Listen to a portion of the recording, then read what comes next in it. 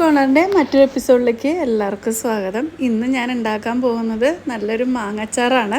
മാങ്ങയുടെ സീസണാണല്ലേ, അപ്പം നല്ല പച്ചമാങ്ങ കിട്ടി. അപ്പോൾ 1.5 കിലോ മാങ്ങയാണ് ഞാൻ എടുത്തേക്കണത്. നല്ല ചെറുതായിട്ട് മാങ്ങ കട്ട് ചെയ്തെടുക്കുക. അപ്പോൾ തൊലി കളയരുത്. മാങ്ങ ഒന്ന് ഡ്രൈ ആക്കി എടുക്കാം. അതിന് വേണ്ടിയിട്ട് ഉപ്പ് പുരട്ടിയിട്ട് നമുക്ക് വെയിലത്ത് വെക്കാം. അപ്പം ഞങ്ങൾക്ക് വെയിലത്ത് വെക്കാൻ പറ്റാത്തതുകൊണ്ട് അകത്ത് തന്നെ ഒരു പേപ്പറിൽ വിരിച്ച് ഇത് ഡ്രൈ ആക്കി എടുക്കുമായിരുന്നു.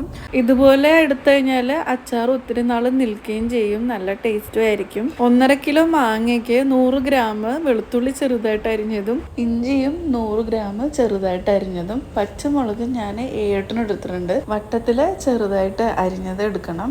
അപ്പം ഞാൻ ഒരു പാൻ എടുത്തിട്ട് അതിൽ നല്ലെണ്ണ എടുത്തേണ്. ഒരു 200 ml ഞാൻ ഫുള്ള് എടുക്കുന്നുണ്ട്. അപ്പോൾ ആദ്യമേ കുറച്ച് എണ്ണ ഒഴിച്ചു കൊടുക്കുക. എന്നിട്ട് ചൂടായിട്ട് വരുമ്പോഴേക്കും നമുക്ക് കടുക് ഇട്ട് കൊടുക്കാം. 1/4 സ്പൂണ് കടുകാണ് ഞാൻ ഇട്ട് കൊടുത്തേക്കണത്. അപ്പോൾ ഇത് നന്നായിട്ട് പൊട്ടണം, അല്ലെങ്കിൽ ഇതിൻ്റെ ഒരു പച്ച ചുവ ഉണ്ടാവും. അതിനുശേഷം ഞാൻ അരിഞ്ഞു വെച്ചേക്കണ ഇഞ്ചിയാണ് ഇട്ട് കൊടുത്തേക്കണേ. അപ്പോൾ ആദ്യമേ ഇഞ്ചി ഇട്ട് കൊടുത്ത് നന്നായിട്ട് വഴറ്റിയെടുക്കുക. അതിന് ഇത്തിരി സമയം എടുക്കും. അപ്പോൾ ഇഞ്ചി നന്നായിട്ട് മൂത്ത് വരുമ്പോഴേക്കും നമുക്ക് വെളുത്തുള്ളി ഇട്ട് കൊടുക്കാം.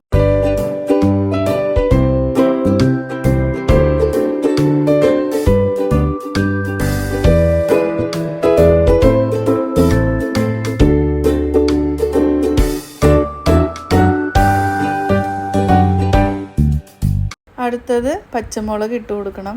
എന്നിട്ട് ഇത് മൂന്നും കൂടി ഒരു ചെറിയൊരു ബ്രൗണിഷ് കളർ ആവുന്നവരെ നന്നായിട്ട് വഴറ്റിയെടുക്കുക. എപ്പോഴും അച്ചാർ ഉണ്ടാക്കുമ്പോൾ നല്ലെണ്ണ എടുക്കണമായിരിക്കും നല്ലത്.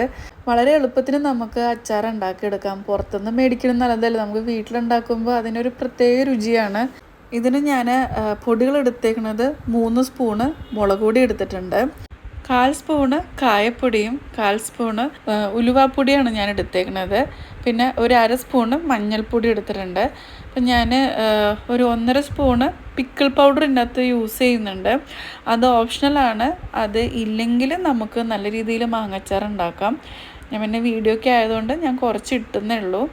നമ്മളിട്ട പൊടികളൊക്കെ നന്നായിട്ട് മൂത്ത് വരുമ്പോഴേക്കും മാങ്ങ ഇട്ട് കൊടുക്കാം. മാങ്ങ ഇട്ട് കൊടുത്തിട്ട് എല്ലാം കൂടി നന്നായിട്ട് മിക്സ് ചെയ്തെടുക്കുക.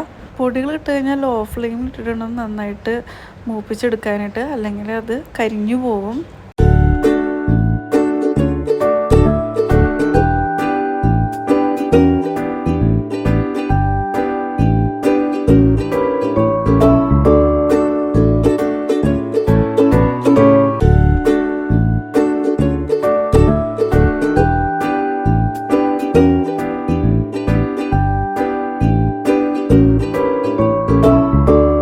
നെല്ലറയുടെ നല്ലെണ്ണയാണ് ഞാൻ യൂസ് ചെയ്തേക്കണത്.